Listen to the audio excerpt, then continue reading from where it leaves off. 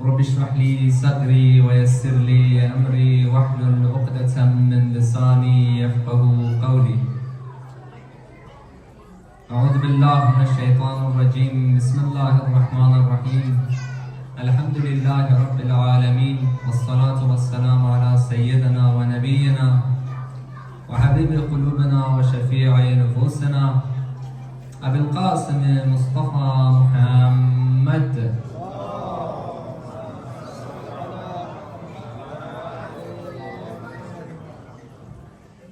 وعلى أهل بيته الطيبين الطاهرين المعصومين وأصحابه غر الميامين. الحمد لله الذي جعلنا من المتمسكين بولاية أمير المؤمنين علي بن أبي طالب. الحمد لله الذي هدانا لهذا وما كنا لنهتدي لولا أن هدانا الله.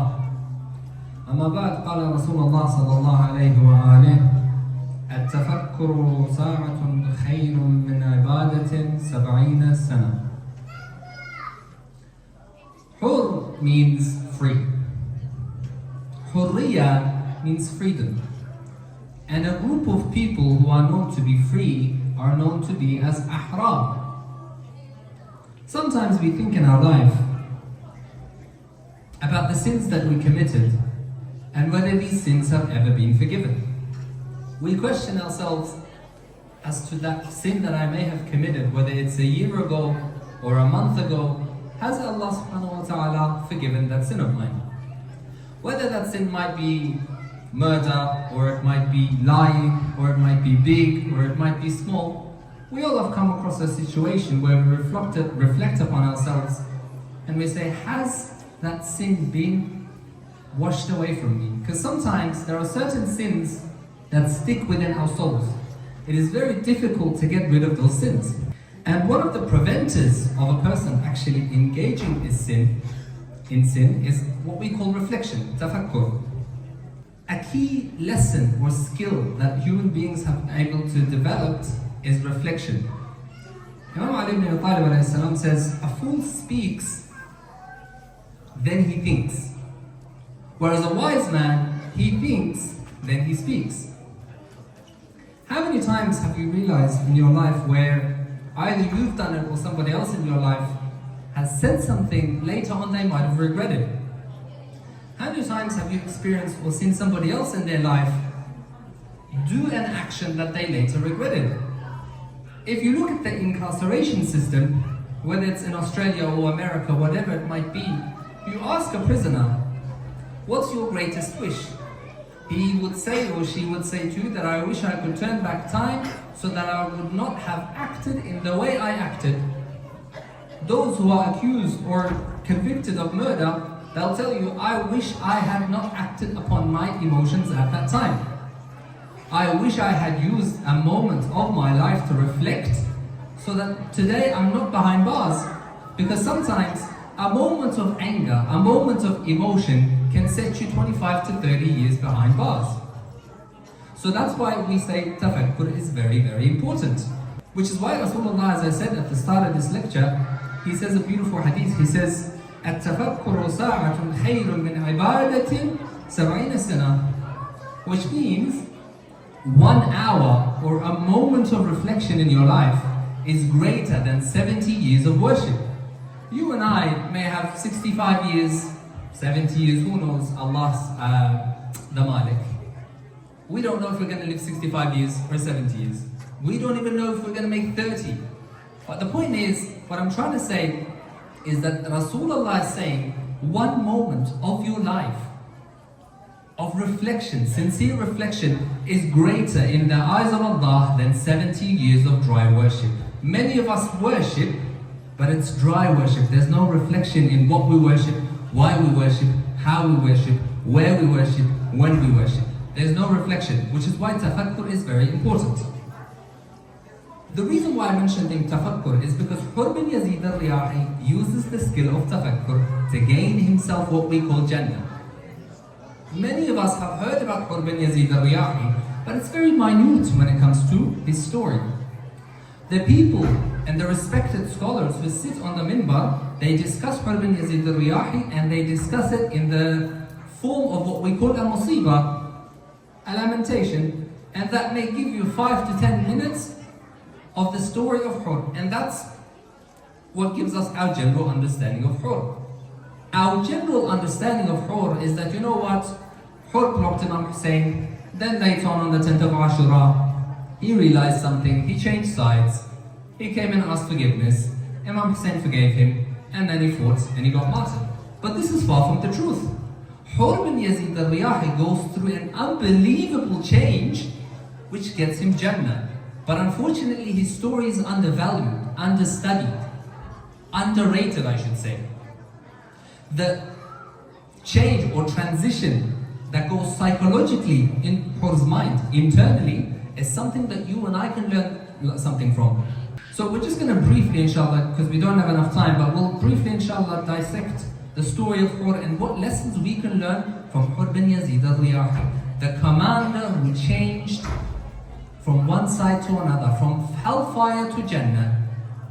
As we know, Hurr bin Yazid al-Riyahi was a commander appointed and sent by Ubaydullah bin Ziyad, governor of Kufa, and he was told to intercept Imam Hussein alayhi salam so that he does not reach Kufa. When he comes to intercept Abu Abdullah, he says, Ya Abu Abdullah, where are you off to? He says, I'm off to Kufa. Hurr says, forgive me, but I cannot let you go to Kufa. Imam says, look, I can see that your horses are thirsty, your soldiers are thirsty, because he brought about 100 soldiers with him to stop Imam Hussein and his caravan from entering Kufa. Imam looks at him and he says, look, you're thirsty, your horses are thirsty. Allow me to quench your thirst. Allow me to quench your horses, their thirst. So he quenched the thirst of the soldiers and the horses, and then came time for noon prayer, dhuhr prayer. Imam looks at Hurr and he says, oh Hurr, why don't you lead us in salah? Why don't you lead us in prayer? Hurr looks at him and says, how can I lead the son of Fatima in salah? You are the son of Fatima al-Zahra. How can I lead you in salah? So from the outset, from the beginning, Hurr, we see a slight bit of humility. When we look at a person and their transition to change of good, there's a bit of humility in them. They are open to the truth. They're not closed-minded like many of us unfortunately are. Now, when this happens, one day later, Umar bin Sa'd arrives at Karbala as well. Umar bin Sa'd tells him that, Hurr, you have to tell Hussein bin Ali that he's not going anywhere near Kufa. So Hurr comes back and he says, Hussein bin Ali, forgive me, but after further negotiations, there's no way you're going back to Kufa. Imam says, but there are thousands of letters that people have sent us. They're ready to aid us, they're ready to help us. Let us go to Kufa. Hurr says, no, these are the instructions that I have been given by the higher authorities. Which is a conundrum that you and I will face in our life as well. But I'll discuss this further. Imam then delivers a line, which is an interesting line. He says, "Takalatka ummuk." May your mother have never given birth to you. When you look at this, these are harsh words generally. Hurr gives a more beautiful reply. You know what he says? He says, if your mother was anybody else, I would have insulted you the way you insulted me. But because your mother is Fatima, how can I insult Fatima al-Zahra? I will only address you with fairness. So you can see there was humility, there was character in Hurr. Which is why when you seek, when a servant of Allah, whether it's Hurr, whether it's you, whether it's me, when you seek guidance from Allah and you're sincere, Allah will open that door of guidance for you. That's exactly what He did for Hurr bin Yazid al-Riyahi. Now, one thing to be sure is that in the midst of all of this, Hurr bin Yazid al-Riyahi is still calm, still collected, nothing's going on. He hasn't changed his mind. Why? Because the order to kill Imam Hussein has not been given yet.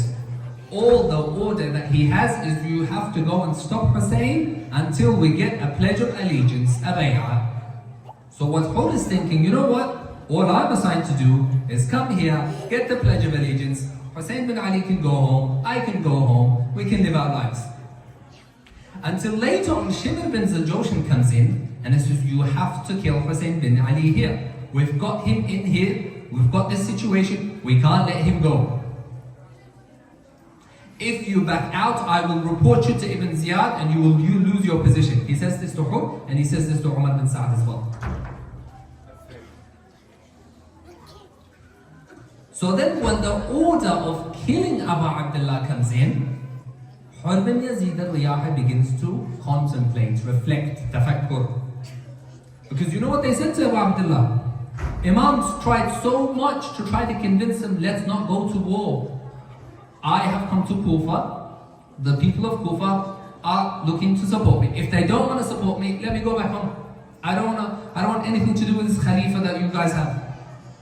I don't want anything to do with it. So he was ready to go home until Shimr came in and said, you know what? No, you're not going anywhere.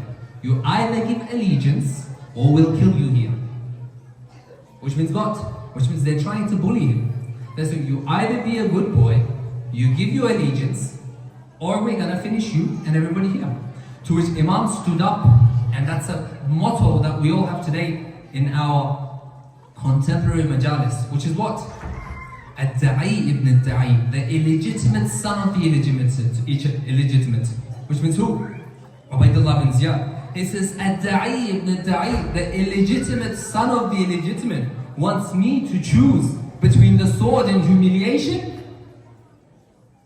Then let him know that Hussein bin Ali will never be humiliated. That is a line, whenever Allah, when I read it, every time it sends a shiver down my spine. The son of the illegitimate wants me to choose between the sword and humiliation? Let him know that Hussein bin Ali will never be humiliated. Allah does not want me to be humiliated. The Prophet doesn't want me to be humiliated. The honorable laps which I grew up in does not want me to be humiliated. So no, I will not be humiliated. Many of us have this misunderstanding that Hussein bin Ali, Imam Hussein alayhi salam, came until the 10th of Muharram ready to kill everyone. No, that's not the case. Imam tried his hardest not to go to war. So, on the 10th of Muharram, what happens? Hurr begins to realize a couple of things on the 10th of Muharram. The first thing he realizes is that a group of soldiers from Umar bin Sa'd's army joins Abu Abdullah's army, which is really mesmerizing. You know why? I've never had or experienced or seen a group of 30,000 soldiers. Some of them joined the army of 72, but none of the 72 joins the 30,000. Because when you join 72, which means what? It means death. You're gone. You're dying. There's no chance. There's 30,000 versus give or take 72. So Hurr bin Yazid al-Riyahi looks and he sees a couple of soldiers join Imam Hussein's army. Abu al-Hutuf is one of them who joins. Sayf al-Ansari is another who joins. Malik bin Amr is another. Malik bin Abdullah is another one.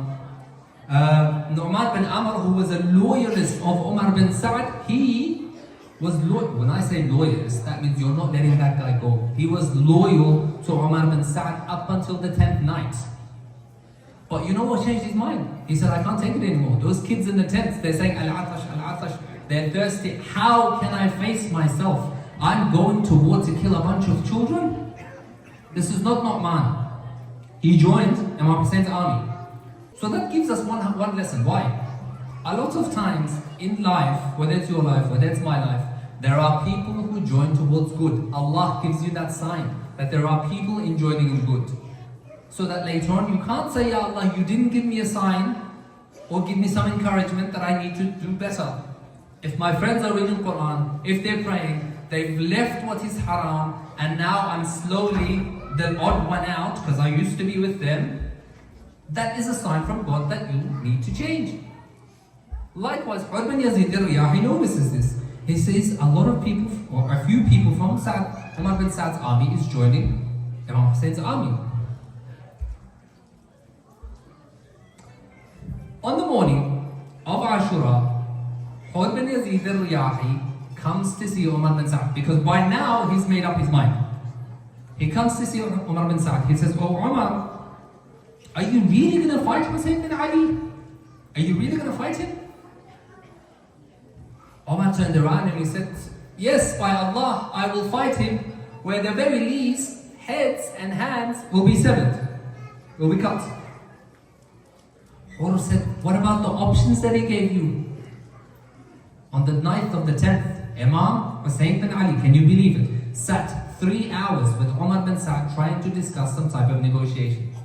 3 hours he sat with Umar bin Sa'd trying to discuss a negotiation. Hurr said, are you really going to fight this man? Imam said, listen, Umar, this Ibn Ziyad or Yazid, wallah, they want nothing to do with you. They're not going to give you anything. You have been promised Ray, the land of Ray, because he was promised the land of Ray, which is modern day Tehran. Tehran in Iran. Ubaidullah said, you know what? You finish Hussein bin Ali for me, I'll give you Tehran. Imam said, you will not get a single grain, gandum, we say in our language gandum, wheat, from the land of Ray. When Umar heard this, he was angered. He said, you know what? I've had enough of you. I'm going to finish you off. He shoots the first arrow. Umar bin Sa'd shoots the first arrow. So when Hurr bin Yazid al-Rahi is discussing, he said, what about the options? Imam said, let me go home. Let me go home. I don't want to fight. Umar bin Sa'd said, look, if it was up to me, I would let him go. But the governor, which is Ubaidullah bin Ziyad, wants to see him dead, and he's higher than me, so I must follow his commands. The problem with that is, why are you letting peer pressure affect you? Why are you allowing others to make it okay for you to engage in sin? A moment of tafakkur, if Umar bin Sa'd had engaged in it, it would have saved him. Why? Because you really would have thought, am I on my way to kill the grandson of the Holy Prophet, who brought the religion down? Wait. I prayed my prayer. At the end in my tashahhud, I said my salam to the Prophet. Yes? Assalamu alayka ayyuhan nabi, and so on. Now I'm on my way to kill his grandson? Reflection. So when Hurr heard this, he said, you know what, that's it. Hurr made up his mind. He's leaving this army. He makes his way towards Abu Abdullah. The conversation as he's going to Abu Abdullah's army is a phenomenal conversation. Do you know what happens? He goes and he's walking towards Abu Abdullah's army. Muhajir, son of Aus, one of the soldiers in Umar bin Sa'd's army, he looks at him and he says, because he thinks that Hurr is going to attack Abu Abdullah's army. He says, Hurr, are you ready to go kill Hussein? As in, are you that eager, you want to fight him this early? Hurr stays quiet. Hurr says nothing.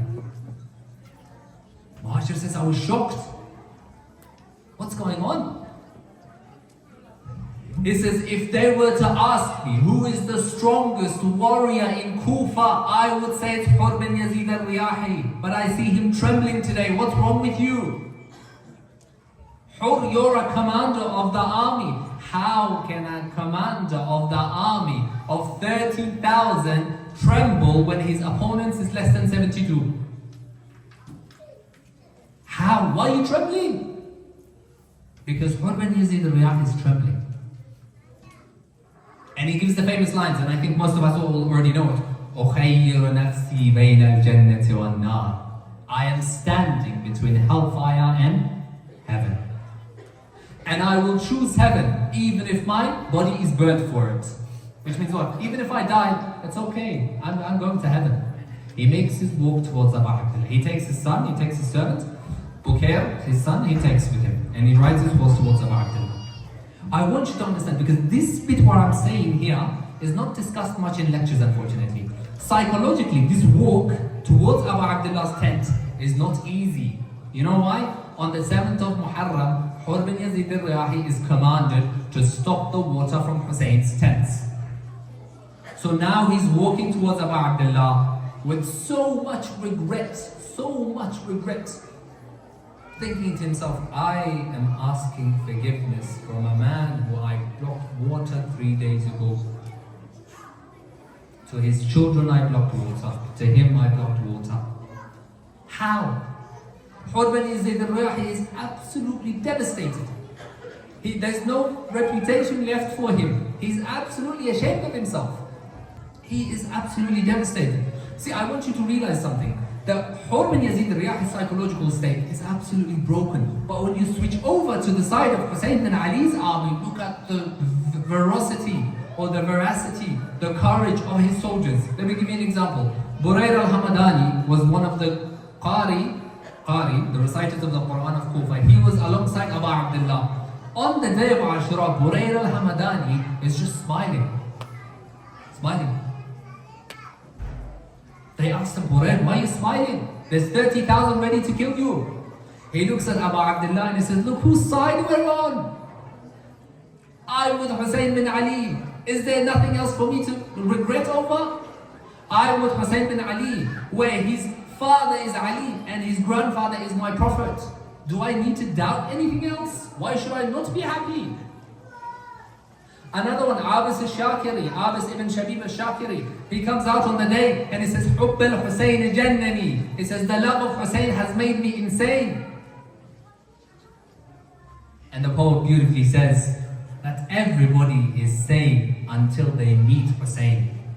Because Hussein takes away the sanity of every lover. He comes out and he says, come fight me 1v1. I, Abbas al-Shakiri, please take me on. Nobody comes out. He says, you're not going to come, I'm going to drive through. He pierces into the army. This is the morality, or I should say the morale, the perspective of Hussein bin Ali's army. Hurr is facing a conundrum that you and I face in our daily life. What is it? What is that conundrum? I have a 9-to-5 job. I'm not going to check where I'm paid, as long as it's paid well. I'm paid as long as it's paid well. I have a family, I have kids, I need to pay my mortgage, I need to get a couple of investment properties, but at the same time, I have a responsibility to the chosen creation of God, and that's Ahlul Bayt. What do I do? That's the conundrum that Hurr faces. That's the conundrum you and I are facing. What do you choose? Why are you here tonight rather than going to work? Let's say on the 10th day of Muharram. Why do you guys not go to work? Why do you come to masjid? Because it's your service to Abu Abdullah. It's that conundrum you're trying to address. I want a question of reflection for you both tonight. And I'm hoping this is something that you can learn and I can learn. We can all learn from it, inshallah. One question of reflection. Let's say, I want to know what your I want you to know what your priorities are. Let's say tonight, hypothetically, is the birth anniversary of Imam al-Jawad. Why Imam al-Jawad? Because Imam Ali is a big Imam, Imam Hussein is a big Imam, Hazrat Abbas is a big personality. Unfortunately, we don't give heed to the other Imams as much as we give to these Imams. So I'm going to use Imam al-Jawad. So you've got birth anniversary of Imam al-Jawad tonight.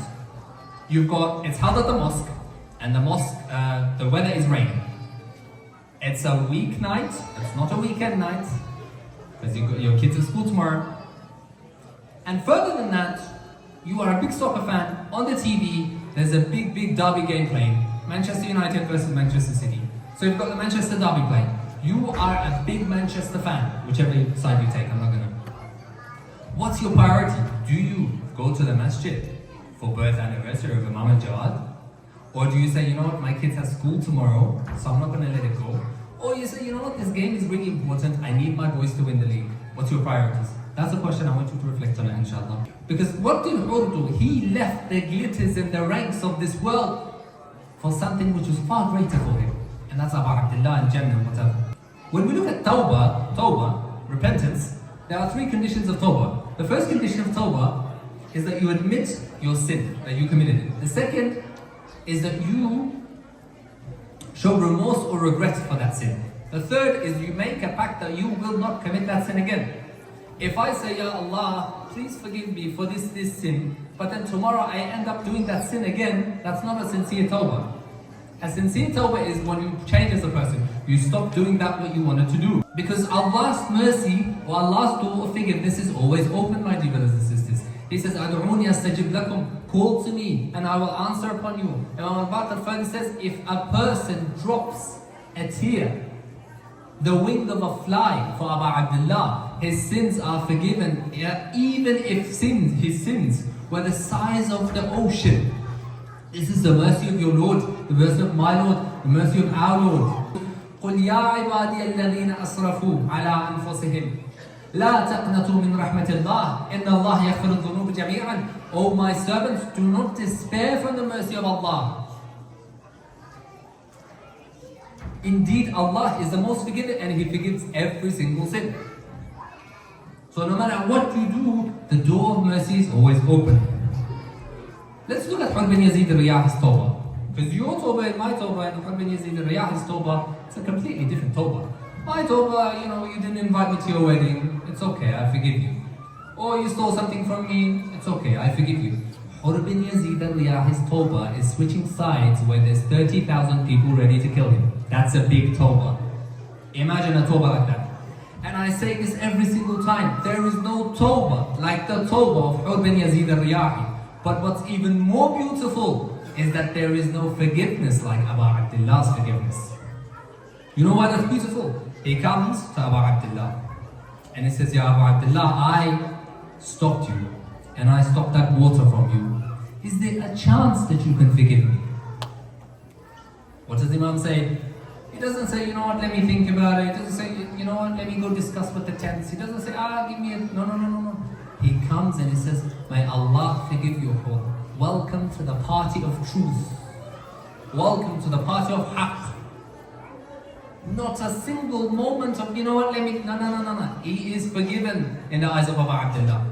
When Hurr is realized that he's forgiven, he becomes delighted. He says he opens up to Abu Abdullah in such a way where like a child opens up to his mother. He says, you know Abu Abdullah, I was coming to Kufa and I heard a voice telling me, oh Hurr, glad tidings, for you are going to fight for that which will give you Jannah. And I used to think to myself, how am I fighting Hussein bin Ali and that's going to give me Jannah? He says, now I realize that it's alongside you I will get that Jannah. And he says, Ya Ibn Rasulullah, do you give me permission? I just want to say a couple of things to this opposing army if that's okay with you. Mom says, go ahead, and I'll conclude with this inshallah. He comes forward to that army of 30,000 and he says, oh people of Sham and Kufa and Basra, may your mothers weep over you. You've blocked the water in the way of this man. You've blocked him like a prisoner, where he cannot harm himself, nor can he harm others. And you've blocked that Furat from him. He says, oh people, that Furat over there, the Euphrates River, the Jews can drink from it. The Zoroastrians can drink from it. The Christians can drink from it. The dogs and the pigs can drink from it, but the son of Fatima cannot. You know, that's the irony of irony. Look, if I was to give you the summary of Karbala in a nutshell, is this. The Jews can drink from the Euphrates.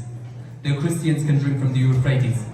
The Zoroastrians can drink from the Euphrates. The dogs and the pigs can drink from the Euphrates, but the son of Fatima cannot. That's how ironic the world became. Why did we land, or why did we get to a stage where the son of Fatima has no access to water, but everybody else has? When Hurr is about to die, I'm not going to recite the nasib of Hurr, inshallah, I'll leave it to others, but when Hurr is about to die, Mom comes to him and says, Ya Hurr, anta al-Hurr kama sammatka ummuk. You are free like your mother named you. You are free in this world and in the hereafter. Because what did I say? Hurr means free. Likewise, he symbolically finished his mission. Like his name was free, he achieved freedom with Imam Hussein alayhi salam. So now I want you to, inshallah, use this as a piece of reflection. Are we free? Do we do the things that we say we're going to do? Are our actions reflective upon everything? Am I really living my life to the fullest? Inshallah, we can all learn from Hurr bin Yazid al-Riyahi. Salawat ala Muhammad wa ali Muhammad.